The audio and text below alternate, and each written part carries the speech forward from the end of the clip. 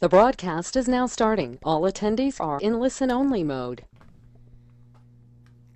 Hello, everybody. This is Joanne Musa, the tax lien lady, and I have a real eye-opening webinar for you tonight with Tim Barry. And I just want to tell you a little bit about Tim. Tim is one of the top tax planning attorneys in the country. He was selected outstanding graduating student by the faculty of his college. He holds a BA in economics from Fresno State University and a law degree from Seattle University. He was formerly licensed as a commodities and stockbroker. And Tim has appeared in articles in national journals, including Morningstar and Personal Real Estate Investor. He has helped hundreds of people to self-direct their retirement accounts and to protect their assets from creditors, including me. I'm working with him now. And Tim lives in Arizona with his wife, Brenda, and his 3 children and various pets. So, Tim, welcome to tonight's webinar. Thank you so much for joining us, and I'm going to let you tell us more about you and more about what we need to do to protect our retirement. Well, thank you so much. I really appreciate you having me. And, it's funny, I put that thing in there about economics degree from Fresno State because literally about 3 months ago, I was involved in something straight out of the movies that you see in Law and Order and such. Is we were wrapping up a court case in federal court, and out in the hallway, one of the attorneys on the other side started screaming and yelling about how much smarter he was. He graduated from Harvard, Phi Beta Kappa, all this other stuff, and he didn't go to any podunk school. So ever since then, I've been kind of proud of my podunk school of Fresno State. So I just always get a kick out of that. And it just amazes me that people live back 40 years from then. But anyway, enough of that. So Joanne, what we're going to be talking about tonight is something that I find absolutely amazing. And what that is basically how most people's IRAs are probably blown up, and they're not going to want to accept this fact, and a lot of people are going to tell them that's not the fact, but a lot of people's IRAs are going to be considered blown up, and we're going to talk about how to fix those things. Now, a couple of disclaimers I wanted to say before we get going is, one, I'm a little bit biased here. Number one, I help people set up 401k plans. I don't mess with IRAs anymore. Way back when, I used to do self-directed IRAs quite a bit, but once I realized the issues with self-directed IRAs, I don't even mess around with IRAs anymore. I set up 401ks. And other disclaimer is the stuff we're going to be talking about, it's somewhat involved. And there's a lot of legal technicalities on there. And I am involved right now in various court cases on this stuff. So I just always like to let people know before we go into a presentation, what are my particular biases? Where am I coming from? So I just want to give people these kind of disclaimers before we get involved in the fun stuff. So with that, let's just kind of ramp up and let's just get right into the fun stuff of IRAs. Hey, Tim. Yes, ma'am. Before you start, I know there's people that are wondering, what does it mean when their IRA blows up? Well, what it means when their IRA blows up is literally their IRA is now fully subject to taxes. In fact, I said their IRA, that's a misstatement. Their account that they thought was an IRA. It's kind of like Prince. I don't know if you guys remember the singer Prince. He changed his name from Prince to the singer formerly known as Prince. Well, these IRAs are going to be the same thing. They're going to be the accounts formerly known as IRAs because they're no longer IRAs. They're just mere investment accounts. So you're going to owe taxes on the dollar amount involved in that inside that account, and you're going to lose tax deferral on that retirement account. And you're also going to owe taxes on the dollar amounts that have grown in that over the years that you never paid taxes on it. And let me just give a simple illustration. Let's say somebody has a $100,000 IRA, and in 2004, they do something to cause that IRA to be considered blown up. Well, under the tax code, they owed taxes on that $100,000 inside that account as of 2004. Then also, any earnings in that account from 2004 would be subject to taxes. And other thing is, they wouldn't have asset protection on that account. So if they find out in 2012 that they messed up in 2004, they owe a ton in back taxes, penalties, and interest. And if any creditor comes after them, that account's up for grabs. So that's what I mean by blown up. And that's a great question. A lot of people don't get that right up front. the enormity of it, but it's an absolute disaster. That answer it, Joanne? Wow. Yeah. Yeah, that answers it. And so this is important information for everybody that has a self-directed IRA. It's super important information. Now, the question mark is how many people are going to act on it, but it's super important to be aware of so that if you're facing a situation where you might have to file bankruptcy or creditors might come after you due to some deficiency judgments, you got to be aware of this because otherwise you could potentially lose your nest egg, your life savings. It's up for grabs. All right, now let me go back to the basics, though, on these IRAs. Why do so many people have these self-directed IRAs? And here's an article that's going to be coming out in the April 9th edition of Forbes magazine, very timely for us, actually.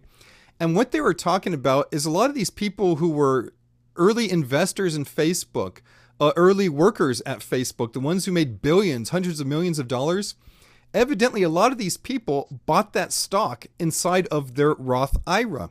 And as most of the listeners know, I mean, the fun and excitement of a Roth IRA is you don't get a tax deduction for putting the money in there, but now the investments grow on a tax-free basis. And whenever you take them out, they come out completely and totally tax-free. So the geniuses at Facebook, and I mean that sincerely, they were probably geniuses, they got into that stock at a very low value with their Roth IRA accounts. And now literally hundreds of millions of dollars have grown in those Roth IRAs, and they're all tax-free. They're all sheltered from taxes. So that's kind of the big American dream of why a lot of people have these retirement plans, these self-directed IRAs, if you will. Now, here's kind of the challenge, though. And, you know, I was thinking about this. How can I get the point across to people about the dangers of these self-directed retirement plans? And I know in my personal life, I hate flying. I absolutely hate flying. And why do I hate flying? Because I'm a control freak, and I always go back to there was a bad air crash, and I guess pretty much every air crash is bad. But there was a bad one, gosh, about 10 years ago. It was in Alaska Airlines, where they were coming back from Cabo San Lucas, going back to Seattle, and a screw fell out of the back of the airplane that caused it to crash into the Pacific. And I'm always thinking, you know, they don't hire airplane mechanics from Harvard, from Yale. There's probably a lot of mistakes going on with this aircraft maintenance, and so I'm not really comfortable flying. What's that have to do with the IRAs? Unfortunately, a lot of the people who have drafted these IRA documents, they just followed each other, and if one document had an error in the document, a lot of the other people are going to have the exact same errors, a lot of the other custodians. So self-directed IRAs, to me, are kind of like going to the airport, waiting for your plane, and you get an announcement saying, hey, everybody, just be aware, there's a 30% chance of an accident today. If you heard that loudspeaker and you had to get on a plane, how many people would get on that plane? I'm guessing not too many. And that's kind of the way I see IRAs, self-directed IRAs and IRAs. And here's another example of, you've got a nice pretty bridge here, beautiful bridge. But what if there was a chance this bridge could fail? What if you're zipping down the highway and you're on this bridge and all of a sudden you saw the span was missing? That, to me, is the situation of self-directed IRAs right now. A lot of people think that these retirement plans are all safe. They're a great way to do investments, things of that nature. But my position, my point is these self-directed retirement plans could potentially be some of the bigger financial disasters that you're getting into. And it's all just due to the lax language that the various brokerage firms, and I say brokerage firms, but also the self-directed IRA custodians and administrators have inside their language applications. And enough of the little hoopla and the tantalizing information. Let's just get right down to it. And guys, I'm sorry for doing this to you at 9 o'clock at night on Eastern time. Some of you might go to sleep during the presentation. But what I'm going to do is I'm going to be very fact-intensive and law-intensive. I want to show you the exact sections of the tax code that say what's going to cause this effect. And this slide right here, this is out of Section 408 of the tax code. And Section 408 is the section that deals with IRAs. And it says, and I'm going to read this, really bore you guys to death here. It says, if during any taxable year of the individual for whose benefit any IRA is established, that individual or his beneficiary engages in any transaction prohibited by Section 4975 respect to such account ceases to be an IRA as of the first day of such taxable year. Once again, straight black and white out of the tax code. If you engage in a prohibited transaction with your IRA, that IRA ceases to be an IRA as of the first day of such taxable year. We've got a disaster. So trying to put it in plain English, give a plain English translation, kind of going back to the example we talked about in the very beginning, Joanne. If you had a $100,000 IRA in 2005 and it accidentally engages in a prohibited transaction, we've got a disaster. We have a full distribution. If you engaged in a prohibited transaction with that IRA in 2005, going straight by the tax code, we've got a fully taxable event on your IRA in 2005. If we had a fully taxable event on your IRA in 2005, I don't know, my guess is between state and federal income taxes, that could take away about 35% of the value of your IRA right then and there. So you would have lost $35,000. Oh yeah, if you're under 59 and a half, you probably had a 10% early withdrawal penalty. So that's another $10,000. So now you've lost $45,000 of that IRA. Oh yeah, you weren't aware that you did the faux pas in 2005. Instead, you messed up or you finally found out about the mistake in 2012.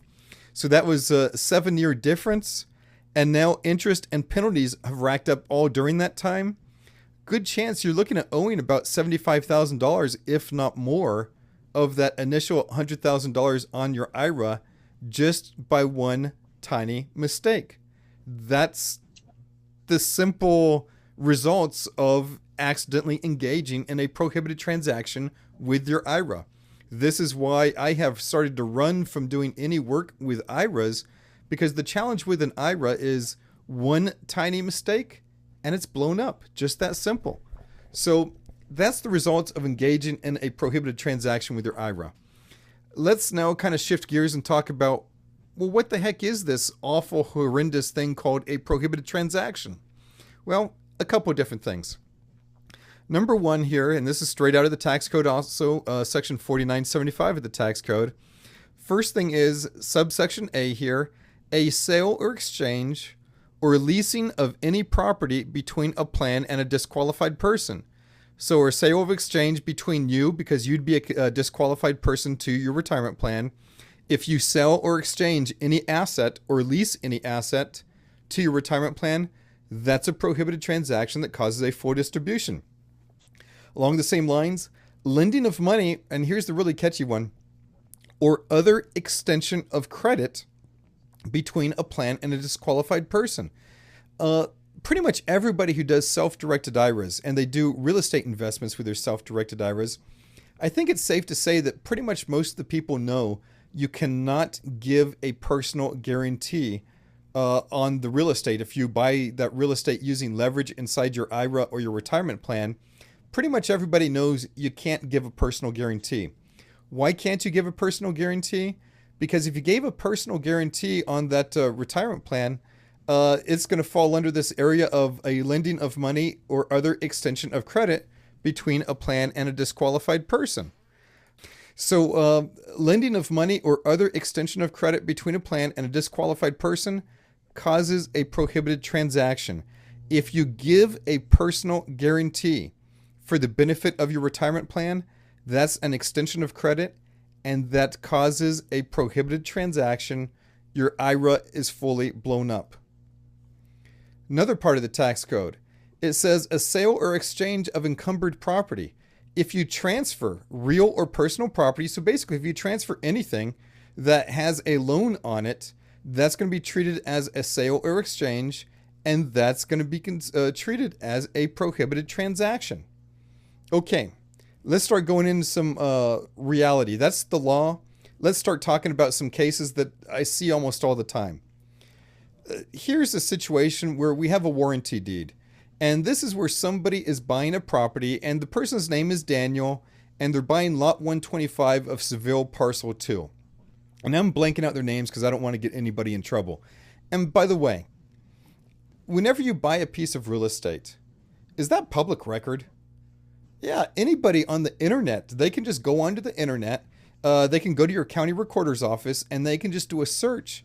And all this stuff is out there, and it's going to be out there for probably the next 10,000 years, where people can look back 5, 10, 20 years and see what happened then and catch you.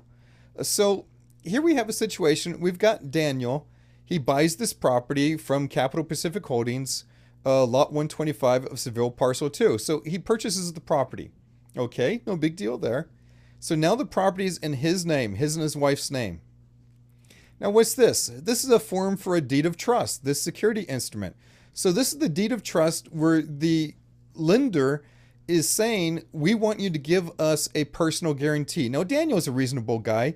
He goes ahead and he initials, and these deeds of trust go for 20 pages. I didn't want to have the whole thing. But he went and agreed to give the lender a personal guarantee on this property that was in his name.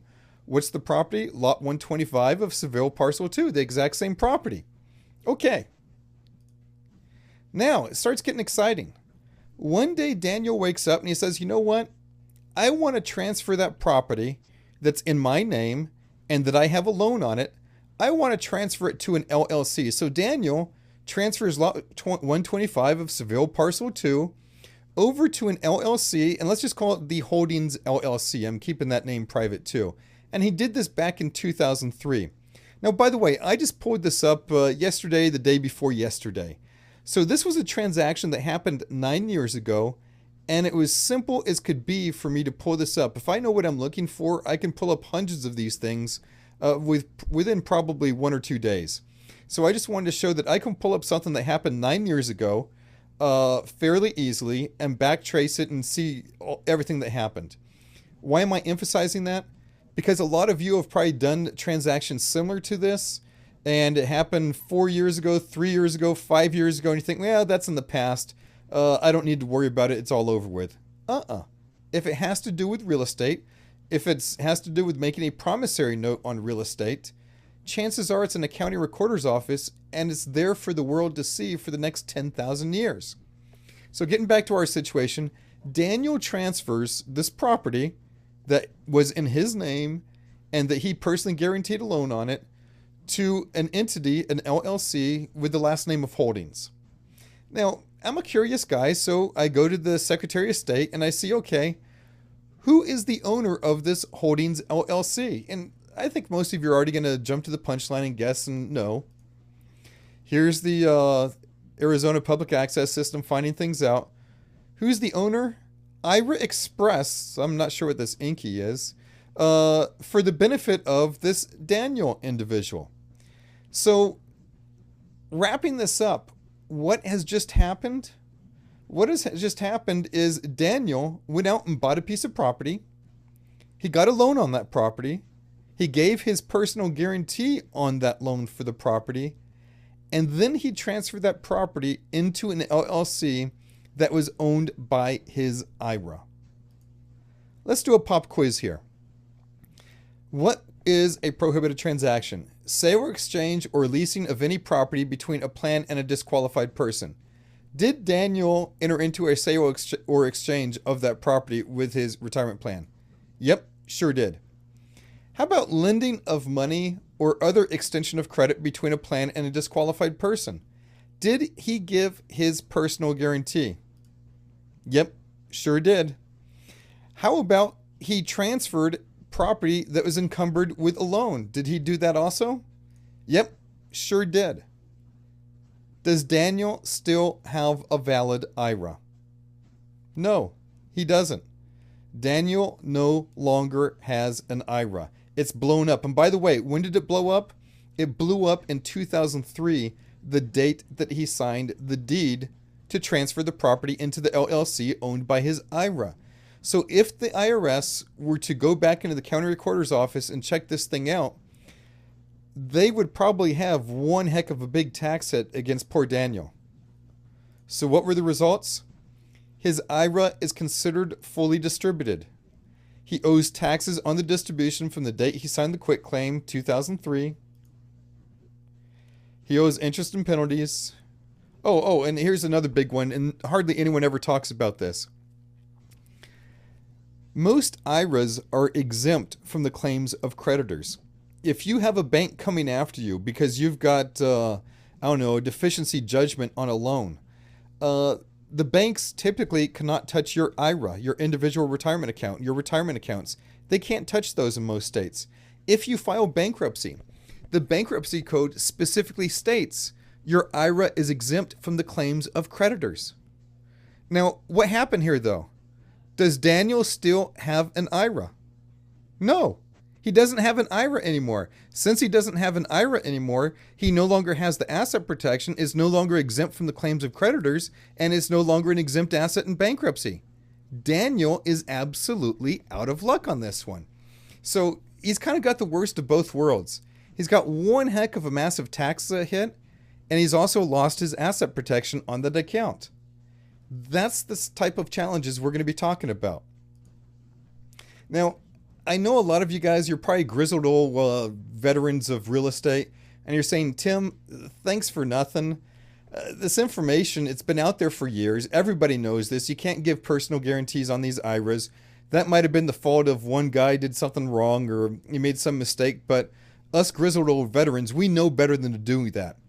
Well, let's talk about some situations that might, even grizzled old veterans might run afoul of. The IRS came out with a statement recently, and it was a really interesting statement. It came out on December 12th of 2011, and here's what they came out and said. They said that they were aware that the Department of Labor had issued some rulings, and the IRS said that they were pretty much going to stick their head in the sand about these rulings. Now, what were these rulings? Basically, these rulings said that, and by the way, some of you might be wondering, why do we care what the Department of Labor says? The answer is Department of Labor is the government entity in charge of determining if somebody's engaged in a prohibited transaction or not. It's not the IRS. And getting back to this, the Department of Labor has issued two very important rulings. And once again, I'm biased. I was involved in these rulings whenever they came out. The two rulings were this.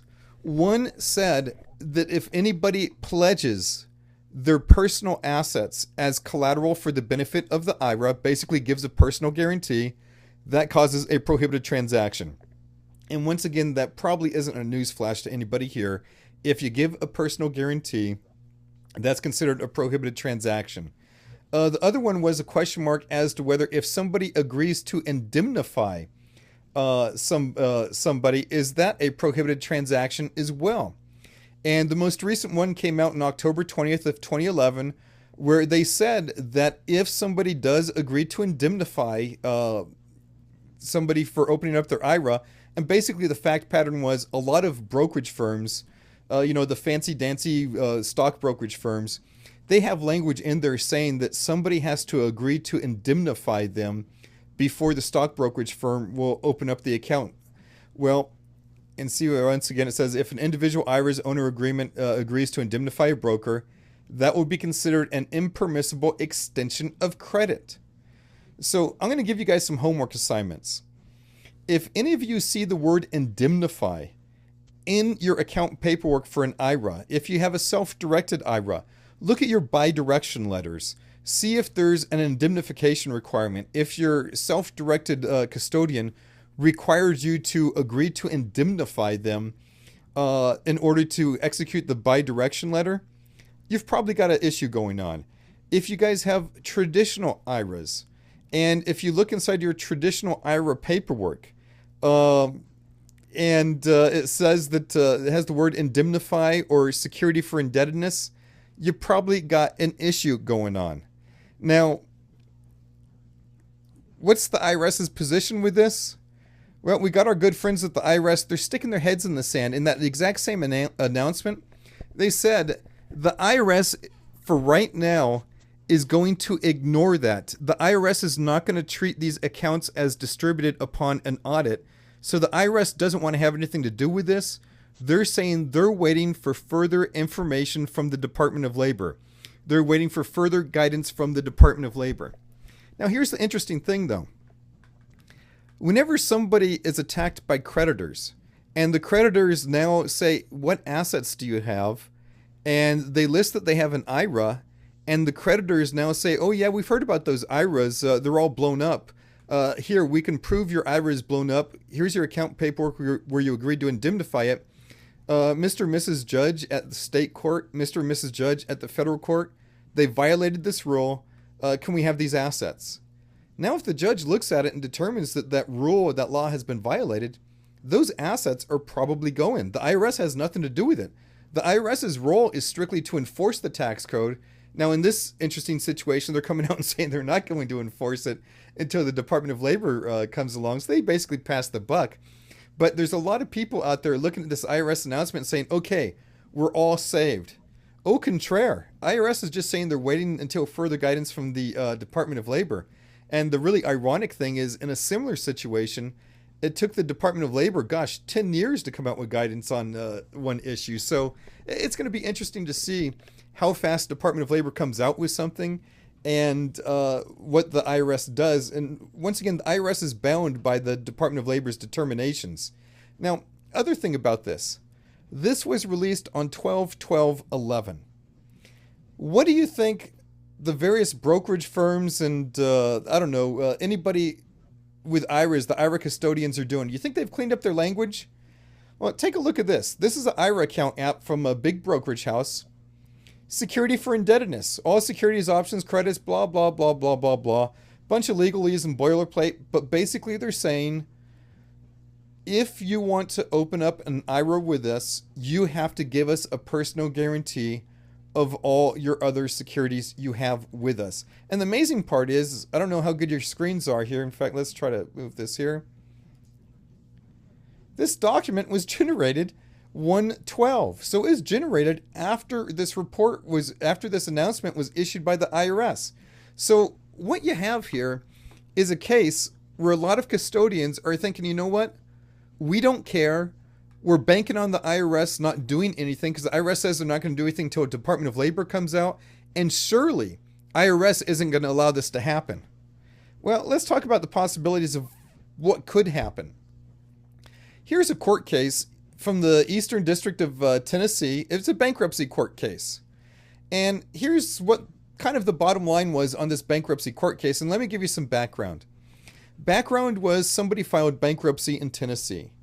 And they knew that their IRA was an exempt asset. It was protected in bankruptcy. No one can take it away from them in bankruptcy.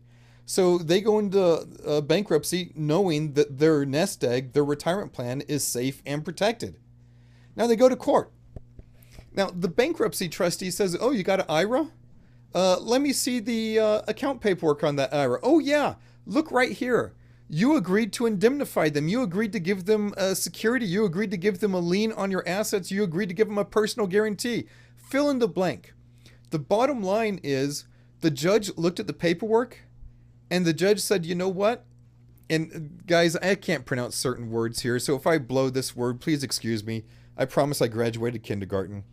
And it says, as incongruous as it appears, based upon the language of the client relationship agreement signed by the debtor, the mere opening of the Merrill Lynch IRA caused the debtor to participate in a prohibited transaction under 4975.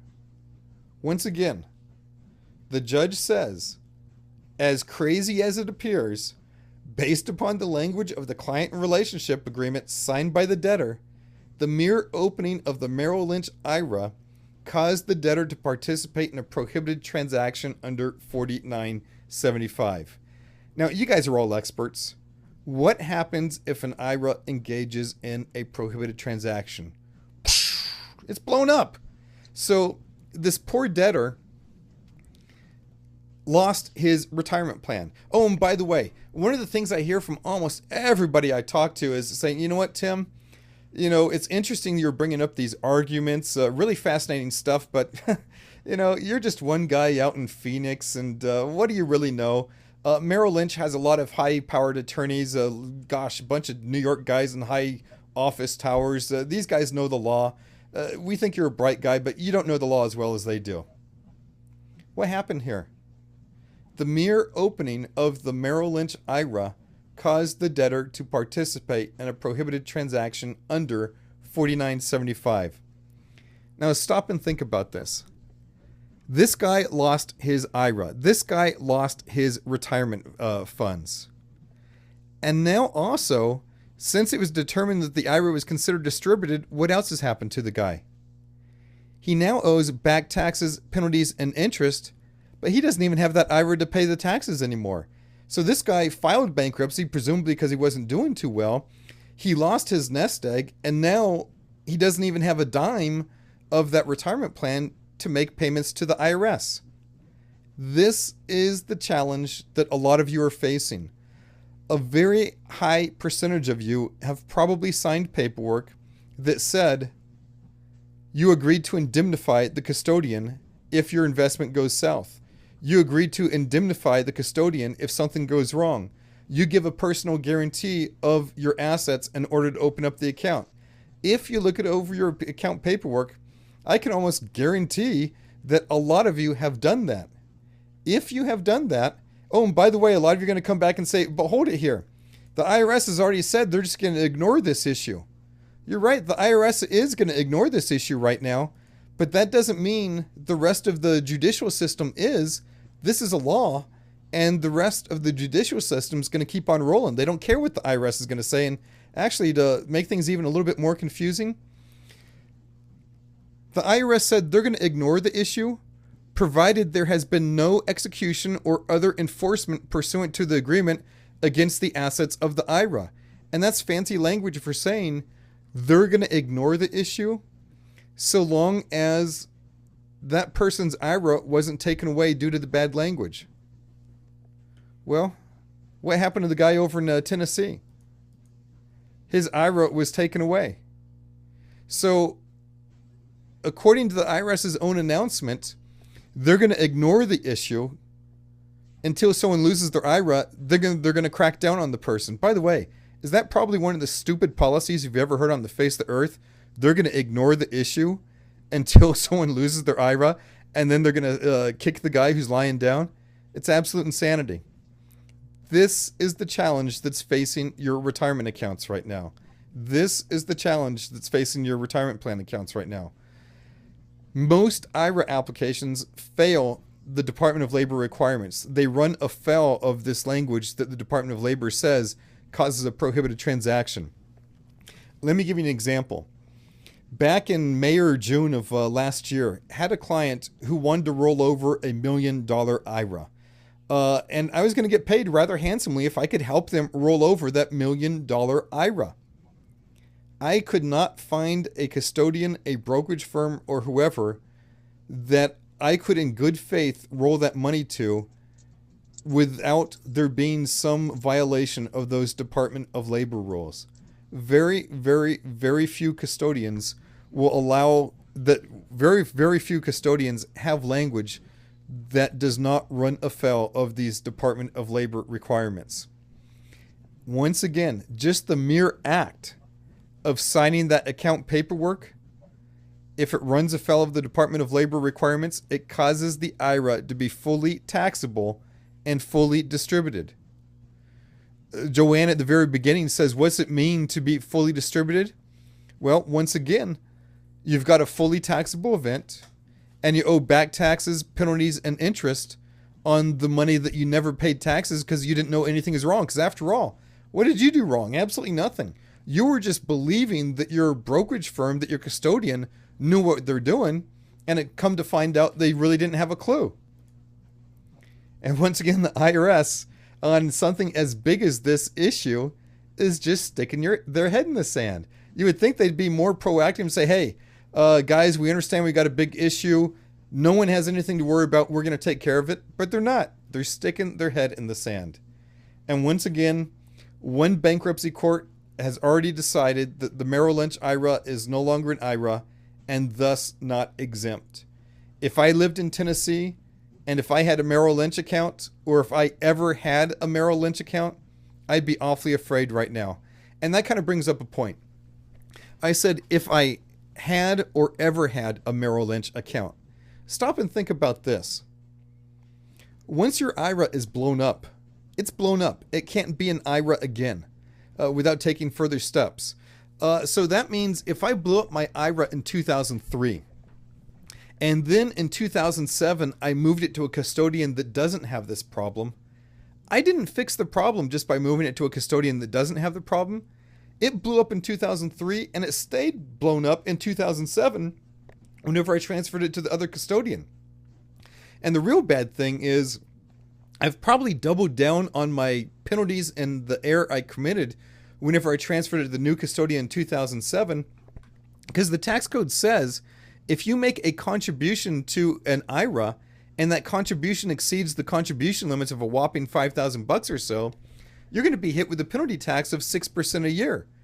So if I blew up a $100,000 IRA in 2003 and then I moved it over to another IRA in 2007, I made an excess contribution of $95,000 in 2007. Now I owe 6% penalty tax on that each and every year that stays that way. And let's just keep it simple. 6% times 90,000. That's $5,400 a year in extra penalties that I'm racking up. Okay. Now that I might have your attention, let's just get down to the basics. How do you fix this? How do you fix this disaster? Well, there's really 3 ways to go about fixing this thing. Number 1, you can stick your head in the sand.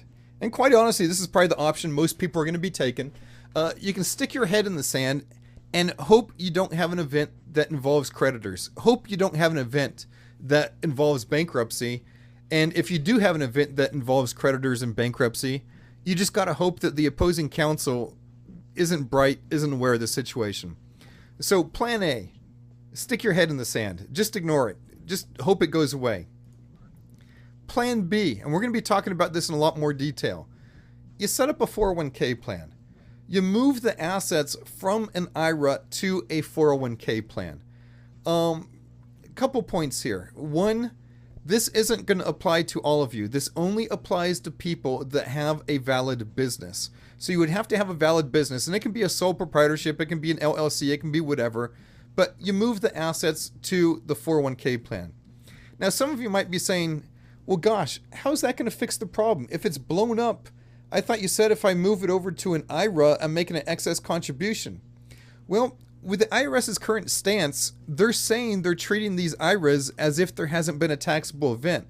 So right now, what they're doing is they are giving you a window of opportunity to move these damaged IRAs over to something else. And the best thing out there is a 401k. Now, what about the 401ks? And if they have the bad language, if they have the bad paperwork? Well, 401ks are completely different from IRAs in many different reasons. One of those is if an IRA engages in a prohibited transaction, the IRA is considered completely and fully distributed. If the 401k engages in a prohibited transaction, basically you owe a penalty tax of 15% on the amount involved. And the IRS has come out and said the amount involved would be the interest on the extension of credit. Since there's no interest on this particular extension of credit, presumably there's no penalty. So, and this is the amazing thing. If you had signed the exact same paperwork on behalf of your 401k plan, if you had agreed to indemnify a custodian on behalf of your 401k plan, there never would have been a problem. Just because the differences in the laws between 401ks and IRAs, with a 401k, no problem. With an IRA, massive problem. So this is why, as I said in the beginning of, I almost said the episode, beginning of the webinar today, yeah, you think it's an episode, it's a long going thing. That's why I said I don't even mess with IRAs anymore. It's way too dangerous. It's way too much liability. Strictly go to 401ks, strictly 401ks. Third alternative, what you could do is send a love letter to the IRS and say, hey, IRS, I didn't know any better. Please take mercy upon my soul. I had no clue that this could happen. Will you please forgive me? Now, the challenge is, just by doing that, the IRS themselves, they're going to charge you a user fee. They're going to charge you at least they're going to charge you $3,000 if your IRA exceeds $100,000.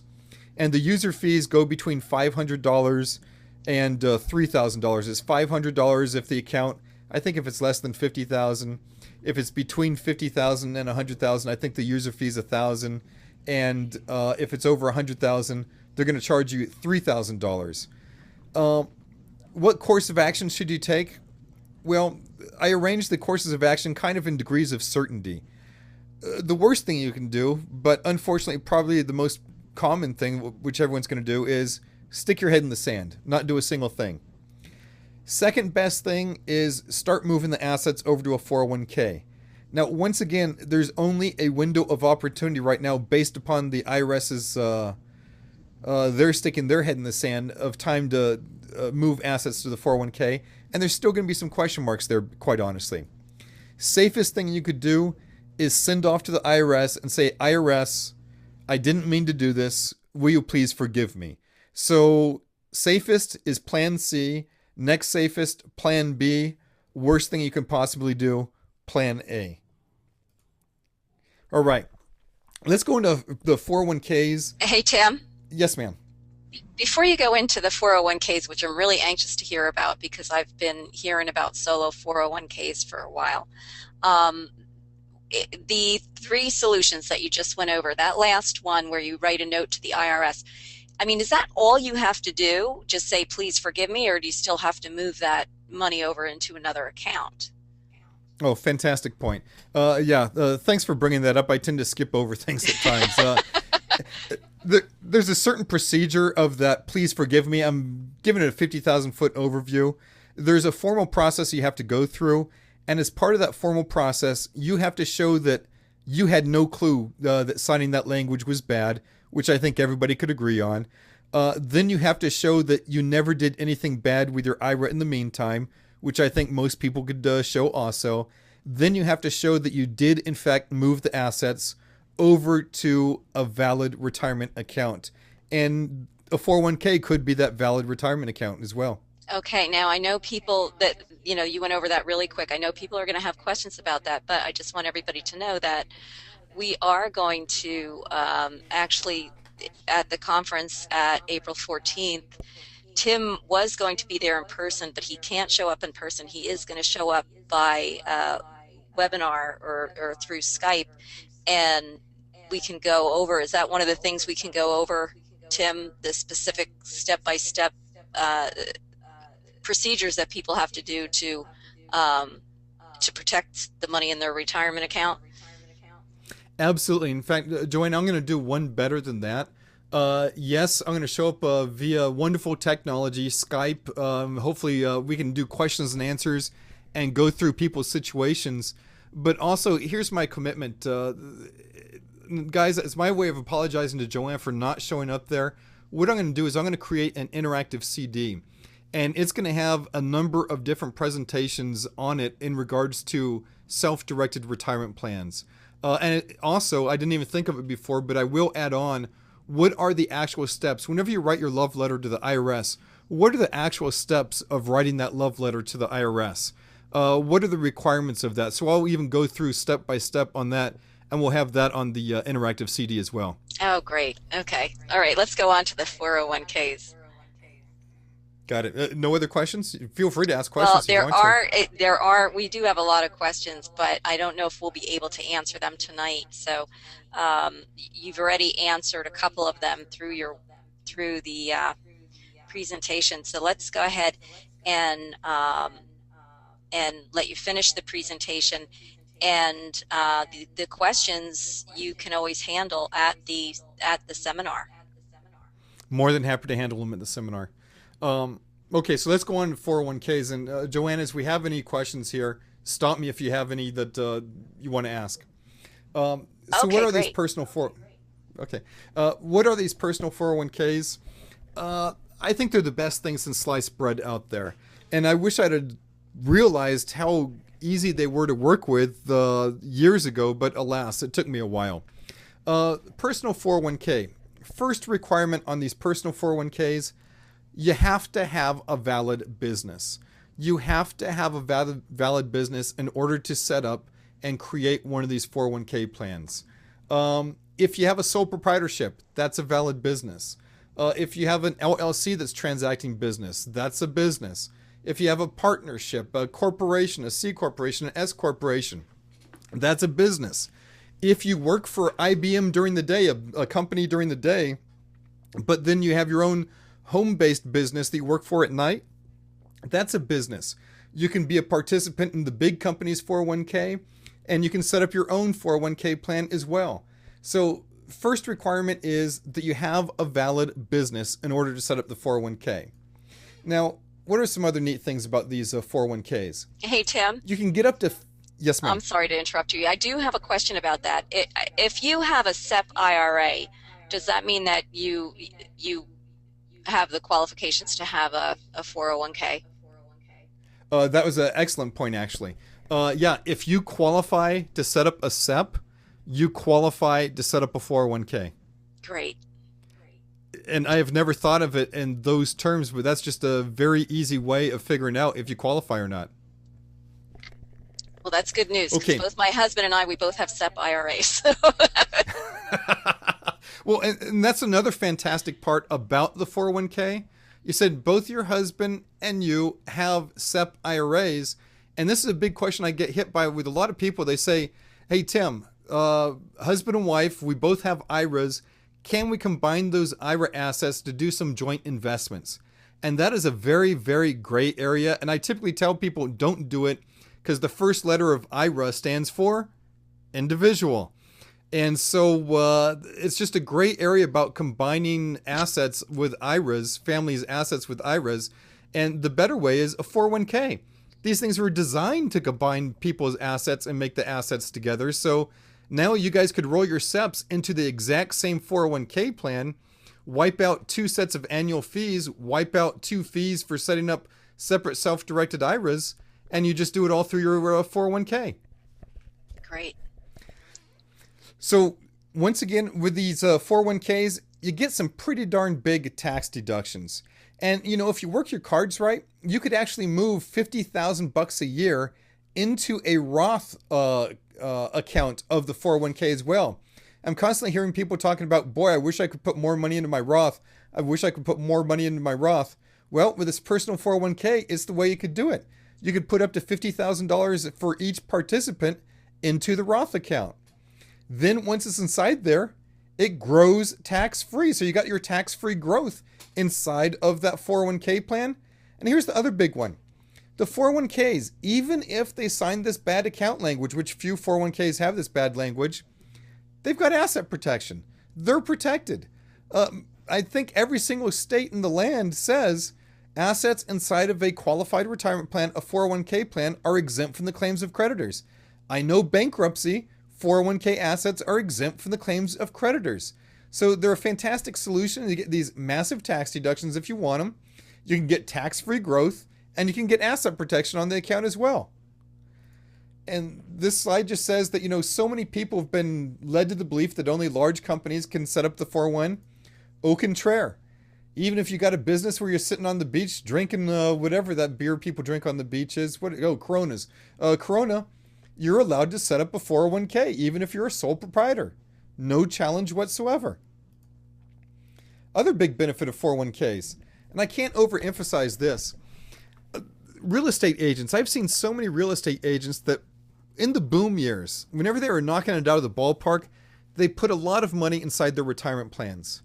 Now, whenever things aren't booming so good, they would love to be able to have access to some of that money, but they don't want to pay the taxes and the penalties for taking that money out. You could roll over your SEP account. You could roll over your IRA account. As long as it's not a Roth IRA, you can roll over your IRAs into the 401k plan. Now you've rolled those accounts over into the 401k plan. One of the big benefits of the 401k plan is you're allowed to borrow out the lesser of 50% of your account balance or $50,000. So if you only had $50,000 inside the account, you could borrow up to $25,000 from the account. If you had over $100,000, you could borrow out $50,000. So you're actually allowed to make loans from the 401k to yourself, and so long as you pay those loans back in the right time frame, you get that money out tax-free. So that's another big benefit of the 401ks. You got that nice safety net available. Next, the prohibited transactions. I'd already talked about this. If an IRA commits a prohibited transaction, it's the death sentence. It's fully distributed. If a 401k commits a prohibited transaction, it's not a death sentence. It gets massive clemency. It keeps on rolling. Many times it's not going to be faced with any fines or penalties. Other one, I know a lot of people have a lot of money. Well, gosh, I mean, most of the people listening probably have self-directed IRAs. You can transfer the assets from your self-directed IRA into the 401k. You have a piece of real estate inside your IRA? Not a problem. We can transfer that real estate from your IRA to the 401k. You got a tax lien certificate? Not a problem. We can assign it from your IRA to the 401k. You got a hard money loan? Not a problem. We can transfer it. And heaven forbid you just have plain old cash? Hey, that makes it even simpler. We just wired the money directly into the 401k account. And by the way, the 401k, you have the checkbook control with the 401k just like what you do with your IRAs. So you have that checkbook control also. So kind of summing up the 401ks versus the IRAs. And this is a big one I didn't even mention. I don't know how I couldn't have mentioned this.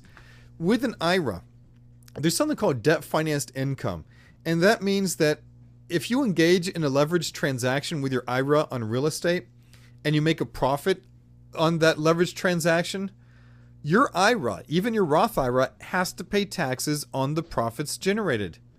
With the 401k, so long as you structure the deal right, if you go out and do massive leveraging, let's say it's 100%, let's say it's, well, whatever, it's 100% financing on the piece of real estate, but you sell it and you make, I don't know, $200,000 profit, not a dime of that is going to be subject to taxes. So you're allowed to invest in real estate using leverage, and whenever you ultimately sell off that investment, you don't have to pay taxes on the profits, whereas with the IRA you would. That's a massive benefit with the 401k. A loan, IRA? No, you're not allowed to do loans. 401k? Yes, we'll approve you. Prohibited transaction, is it the death sentence?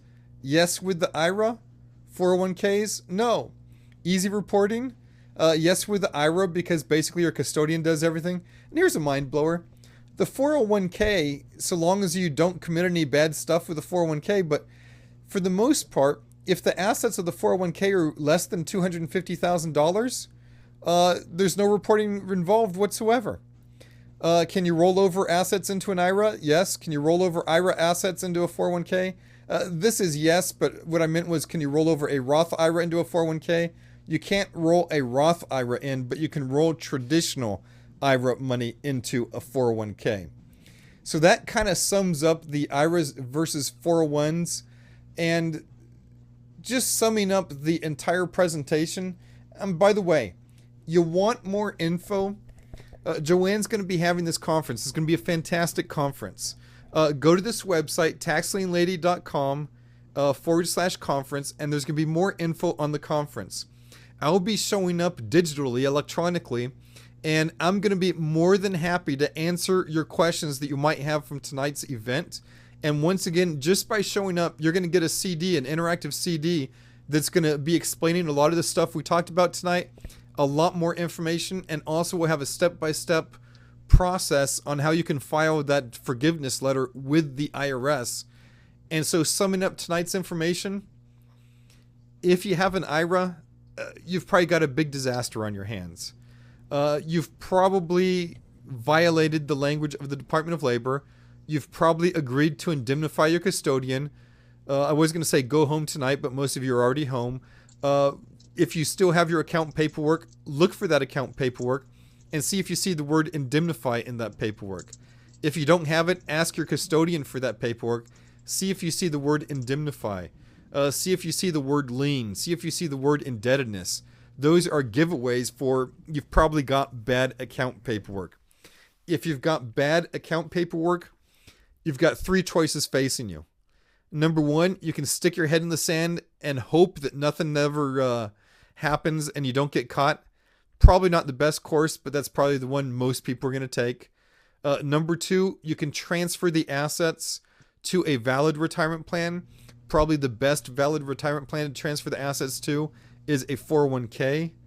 And alternative number 3 is you just send in a letter to the IRS. It's going to cost you some money. The IRS is going to charge you some good money, but you send that into the IRS and say, IRS, I didn't know what I was doing. Please take mercy upon my soul. I can't imagine in 10,000 years where they're not going to grant you that mercy and say you have a valid IRA. So those are your 3 courses of action. And once again, if you haven't looked at it yet, and if you do have a business, you really need to consider a 401k. It just doesn't make sense to even be utilized in the IRA. And that's pretty much all the info I have tonight, as my computer picks a perfect time to bomb. All right, we do have about 5 minutes for questions, and I of course I have too many questions to get to tonight in 5 minutes, but and somebody did ask about what about a Roth IRA, and that was Bob. Bob, if you could clarify that, I'll see if we could answer that for clarify what you mean by what about a Roth IRA? And actually, Joanne, I think I know what he's saying. We'll see if we can get you that can't answered. roll a Roth 401 or a Roth IRA into a 401k. So I think he's saying what would be a plan B for the Roth IRA. And great question, Bob. I didn't even think of it until tonight, until you asked that. I guess there is no plan B for a Roth IRA. It's either plan A or plan C. So what I would do is I would send in the letter to the IRS and say, hey, IRS, please take mercy upon my soul. Yeah, it's going to cost you a few $1,000. It's going to take some time, but that's what I would do to make sure that you're protected. And by the way, if the brokerage firm or the custodian is the one that caused the problem, present them with a bill for the user fees from the IRS. Oh, I didn't think about that. Yeah, they'd be probably ecstatic to pay that Okay. to nip any problems in the bud. Okay, and we have a question from a foreigner who's a Canadian, but he doesn't have a social security number, but he has started a business with an LLC and an LP. Can he get a Roth IRA? Now, and I would, after listening to this webinar, Fred, you'll want a Roth 401k. I'm not a Roth IRA, and I'm not sure. Do you have an I answer do, for and that, Tim? I just want to say hello to Fred. One of my best buddies is a Canadian. He lives out here in Arizona. He's from Niagara Falls. He used to be a fireman over in Niagara Falls. Can a Canadian set up a Roth 401k? Answer is yes, and my buddy is living proof of it. Even if you do not live in the U.S., so long as you have U.S. source income and a U.S. source business, you can set up a U.S. Roth 401k. So yes, you can do that. Okay. Let me see. We have a couple minutes here. See if we have.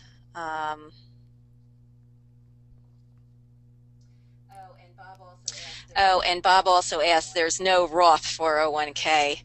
I've never heard of one. There is a Roth 401k. Is there? Can you? Yeah, as There of is, 2006, they created Roth 401ks. And man, if a 401k was sliced bread, this is a sliced bread with butter on it. They're just fantastic, all the neat stuff you can do.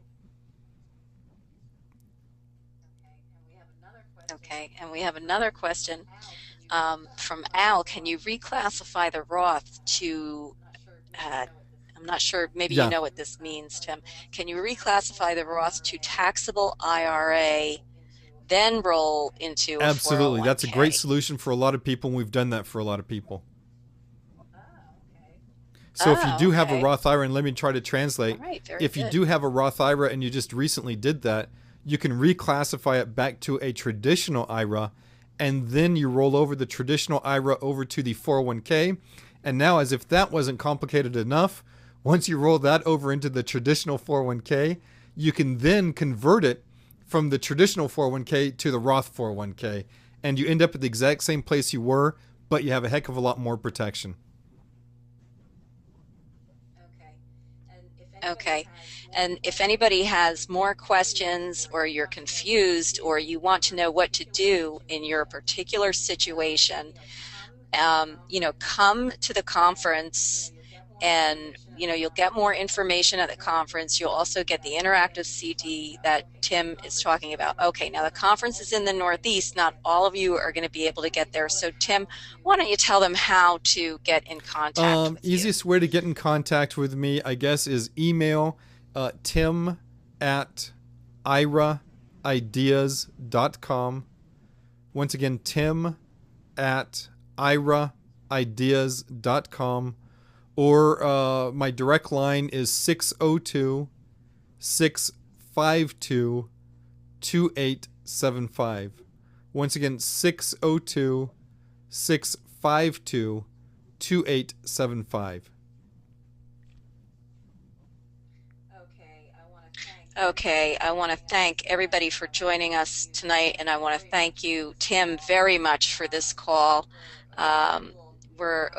We'll have more information from you at the conference, and I hope to be, I'm working with you now. I hope to be working with you more in the future. I mean, I've been, recommending self-directed IRAs to people for a long time, and nobody has known about this. This is something that Tim has known about, and some people in the legal field have known about that are in this field, but the rest of us have not known about. I'm sure that some of these IRAs that we have, our custodians in some cases don't even know about this. So this is really eye-opening, good information to have.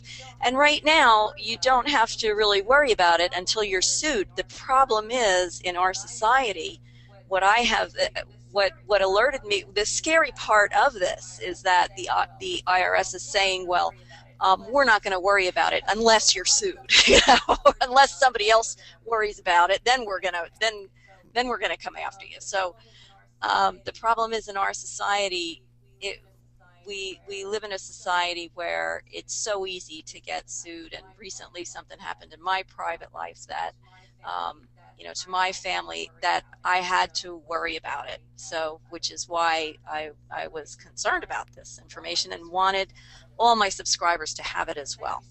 But thank you so much, Tim, for giving us this information tonight. I look forward to what you're going to give us at the seminar.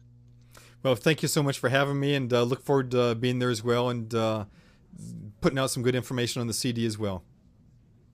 Okay, great. So taxlienlady.com/conference. It's www.taxlienlady.com/conference is where you go to get the information on the conference.